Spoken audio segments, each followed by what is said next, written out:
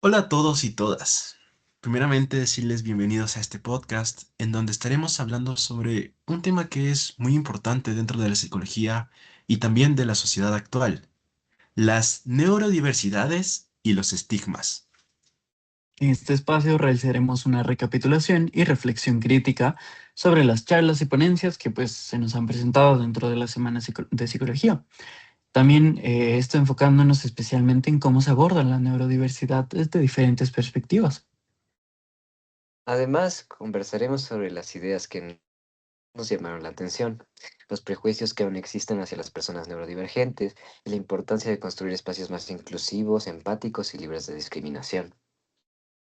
Exacto, pero bueno, antes de empezar, es importante que podamos definir brevemente qué significa el término neurodiversidad.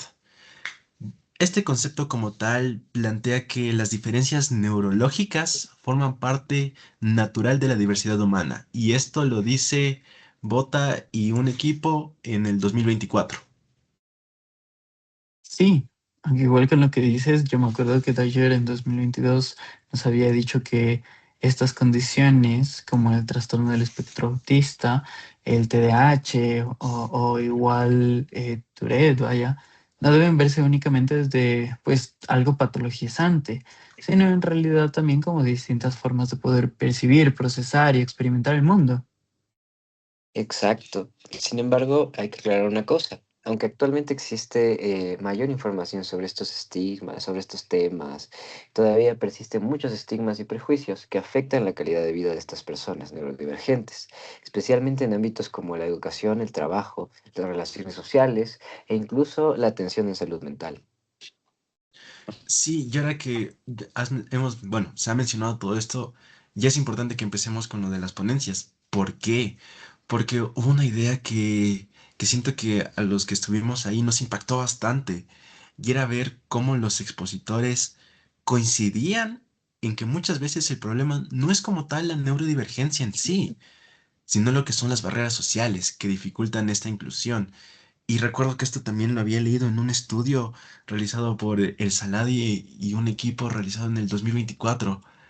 Era interesante ver esto, porque, por ejemplo, quiero volver a tomar el tema de las ponencias, al menos en la primera ponencia que era de la neurodivergencia y los estigmas, hablábamos de cómo históricamente se intentaba normalizar a las personas neurodivergentes. Se les trataba de obligar a que se adapten a entornos que no consideran sus necesidades, y esto topa lo de las barreras sociales. Sí, y también me acuerdo que, o sea, en esto nos había llamado bastante la atención eh, sobre lo del lenguaje y los estigmas que se pueden tener dentro de ellos, ¿no? En algunas charlas se iba mencionando como ciertas etiquetas negativas, palabras estereotipantes o también discriminatorias, pues obviamente, em, no solo afecta a la persona, sino más bien como en general. Y muchas veces esto se piensa que en una persona neurodivergente es incapaz o de pronto algún tipo de problemática o muy poco funcional, cuando en realidad cada individuo tiene sus propias habilidades, diferentes facultades y experiencias completamente distintas. En efecto, por ejemplo, en la segunda ponencia, si no me equivoco, relacionada con el deporte y la salud mental, nos pareció interesante cómo se explicó la relación entre el movimiento físico y el bienestar psicológico. Se habló de cómo la actividad física puede influir positivamente en el estado de ánimo, en el manejo del estrés, la calidad de vida y, exacto, además de prevenir problemas asociados al sedentarismo. O sea, también me gustaría meter ese tema aquí. Sí, y aparte de todo lo que dices, porque es importante mencionarlo, en esta charla, aparte de que resalta que la salud mental no depende únicamente de factores emocionales, destaca que esto depende también de lo que son factores biológicos y sociales.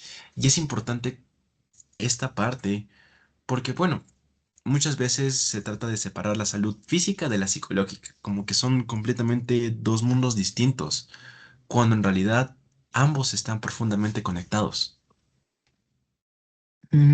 Sabes que sí, eso también me suena bastante. Y me acuerdo que también en la tercera ponencia tuvimos como un enfoque mucho más clínico y ético. Y ahí como tal se fue discutiendo los temas relacionados con el diagnóstico, el encuadre terapéutico y también quién realmente pues es como tal el paciente, ¿no? Y esto al menos pues para mí sí me hizo bastante reflexión en ciertas ocasiones porque los profesionales mismos pueden centrarse mucho más en un diagnóstico a que solo la individualidad de la persona. También se abordaron justo como los desafíos contemporáneos de la salud mental y la importancia de adaptar las intervenciones a las necesidades específicas de cada individuo, como hablábamos justamente con la neurodiversidad. Eh, y bueno, a mí me pareció, y creo que a todos, muy importante en la ponencia que enfatizaba la ética, la empatía y la escucha activa dentro del trabajo clínico. Mucho más importante que, digamos, estigmas. Sí, y otra cosa que te puedo mencionar que lo noté, a pesar de que las ponencias tenían estos enfoques diferentes, todos coincidían en qué tan importante es la inclusión, la empatía, la comprensión de la salud mental, todo desde una mirada más humana. Y esto que lo mencionas porque choca, es importante. Y aún así hay que ver el otro lado, porque algunos expositores se centraban mucho más en el abordaje clínico y terapéutico, mientras que otros sí hablábamos más, bueno, no hablábamos, otros hablaban más sobre el cambio social y cultural. Sí, y por ejemplo en la ponencia también sobre las neurodiversidades y los estigmas, ¿verdad? Como que se cuestionó bastante cómo es que la sociedad muchas veces tiende a etiquetar rápidamente a las personas, ¿no? Igual Viera, me acuerdo que en algún momento había mencionado en el 2023 que a veces pareciera que el diagnóstico como tal termina definiendo toda la identidad de una persona y eso pues obviamente más bien es una exclusión. Sí, y algo que me pareció muy fuerte fue pensar cómo muchas personas neurodivergentes crecen sintiendo que hay algo malo con ellas, solamente porque funcionan diferente al resto. Y me parece importante aclarar que muchas veces desde la escuela o incluso desde la familia se refuerzan estos comentarios que invalidan sus formas de aprender, relacionarse o expresarse. Claro, y estas ideas, llamémoslo ideas, porque vienen del concepto de estigma de Erving Goffman, porque él nos plantea que el estigma es una marca social que desacredita a una persona, puede llegar a afectar en lo que los demás la perciben y cómo la tratan. Y para eso quisiera mencionar a Viera, por el 2003 también, que mencionaba sobre el estigma hacia las neurodivergencias. Cómo estas pueden provocar un aislamiento social, pueden provocar discriminación y algunas barreras para aceptar oportunidades. También, pues me parece bastante interesante cómo es que las ponencias como tal rompieron un poco con la idea de que todas las personas deben aprender básicamente o comportarse de una misma manera. Ahora sabemos que existen muchos sistemas educativos que pues son muy rígidos y en sí todo se espera que sea exactamente igual, ¿no? Ujú. Y ahí entra también la importancia de las adaptaciones y de la inclusión real. O sea, que no le exijamos cambiar a la persona, sino que nosotros nos adaptemos un poco a las necesidades. Porque muchas veces se habla de inclusión solo como concepto, pero en la práctica los espacios siguen sin estar preparados para las necesidades de las personas neurodivergentes. Sí, y moviéndolo por otro lado de la ponencia que tuvimos sobre el deporte y la salud mental, yo puedo destacar que me pareció importante porque se muestra que el bienestar psicológico no depende solamente de hablar de las emociones o asistir a terapia. Hay un aspecto más, que es el aspecto físico, como el sueño, la alimentación, el movimiento corporal, los hábitos diarios. Son importantes. Sí, y también me acuerdo que mencionó que como que el ejercicio como tal ayuda mucho a reducir los síntomas de estrés, ansiedad y mejora el ánimo.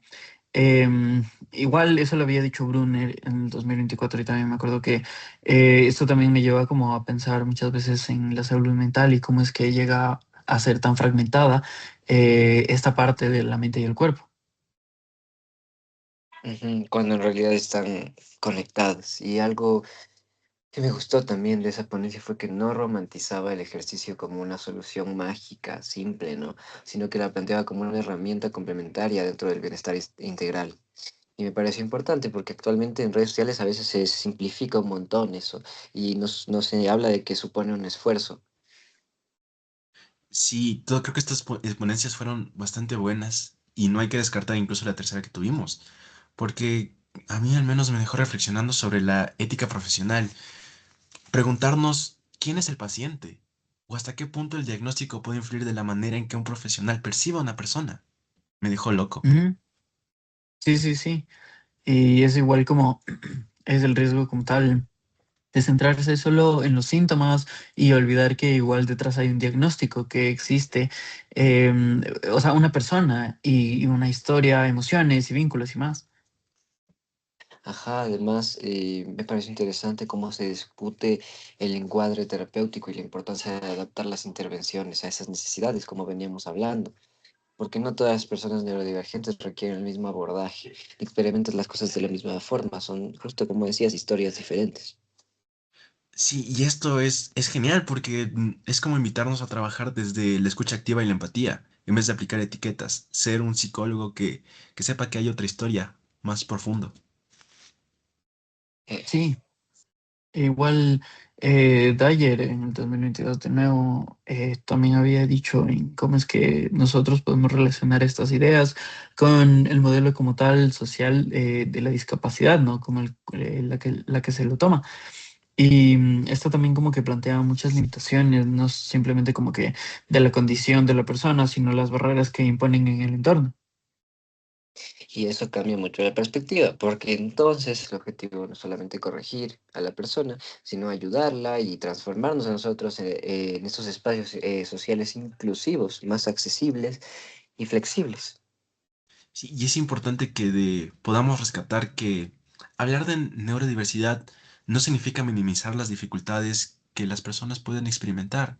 Más bien, esto lo que implica es que podamos reconocer que cada individuo merece respeto, merece comprensión y acceso a los apoyos adecuados sin ser reducido a prejuicios o etiquetas. Sí, en sí creo que las tres ponencias se complementaban. Una abordaba más como los problemas de la parte contextual, otra más bien sobre el bienestar fisiológico y también emocional, y la tercera en realidad como enfatizaba mucho más la parte de la ética y la individualidad dentro de la práctica nuestra. Y juntos nos dejan esta reflexión importante, me parece, que la salud mental debe entenderse desde la mirada integral, humana y libre de prejuicios. Sí, igual como última acotación también, o sea, creo que las semanas, las ponencias, perdón, de la semana nos permitieron bastante como cuestionar todas estas ideas que se han normalizado. Sí, también nos ayudaron a entender que la inclusión no consiste en aceptar simplemente, sino en transformar los espacios sociales, educativos y laborales para que realmente se pueda participar de manera plena. Y como futuros profesionales de psicología, es fundamental mantener una mirada ética, empática y crítica frente a los estigmas, muchas veces incluso desde la salud mental. Tratar de que no se produzcan estos prejuicios, por lo que es importante que podamos escuchar las experiencias de las propias personas que, bueno, son neurodivergentes, sin que pasen los prejuicios, sin que los estigmaticemos. Sí, o sea, al final como que hablar de las neurodiversidades también es hablar de los derechos, ¿no? De la dignidad. Y listo, eso. Muchas gracias por escucharnos en este podcast. Esperamos que esta reflexión les invite a cuestionar los prejuicios y a construir espacios más inclusivos y respetuosos para todos.